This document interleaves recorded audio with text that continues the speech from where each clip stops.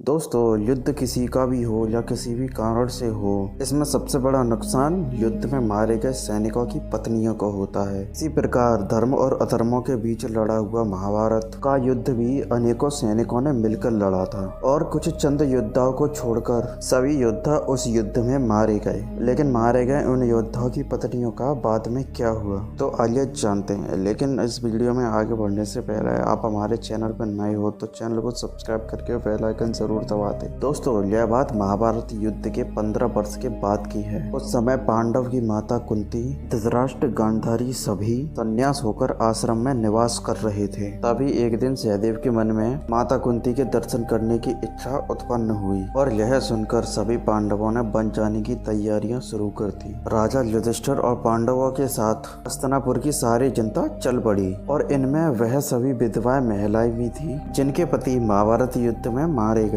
और वह सभी लोग एक माह तक धृतराष्ट्र के आश्रम के आसपास ही रुके थे। एक बार पांडव के पितामह ऋषि वेदव्यास जी धृतराष्ट्र के आश्रम में पांडवों से मिलने आए। तब उन्होंने देखा पांडवों सहित हस्तिनापुर के सभी वासी अपने बंधुओं और घरवालों के शोक में डूबे हुए हैं जिन्होंने महाभारत युद्ध में वीर गति पाई थी। तब वेदव्यास जी ने कहा कि मैं तुम्हें स्वर्ग या दूसरे लोकों में वास कर रहे बंधुओं और घरवालों से मिलाऊंगा, तब तुम स्वयं मिलकर उनका हाल पता कर लेना। तब वेदव्यास जी उन्हें सूर्य अस्त के समय गंगा नदी के तट पर ले गए और सूर्य अस्त होने के बाद उन्होंने गंगा नदी के जल में खड़े होकर अपने तपस्या बल से महाभारत युद्ध में मारे गए सभी योद्धाओं को बुला लिया था और सभी योद्धा गंगा नदी के जल से कुछ इस प्रकार निकल आए जैसे कि वह सभी उस गंगा नदी में ही वास करते हो। और यह देख सभी हस्तिनापुर वासी बहुत ज्यादा प्रसन्न हो गए और अपने घर वालों से मिलकर उनका हालचाल लेने लग गए थे। इसीलिए सभी के मन में अपनों के मृत्यु का जो शोक था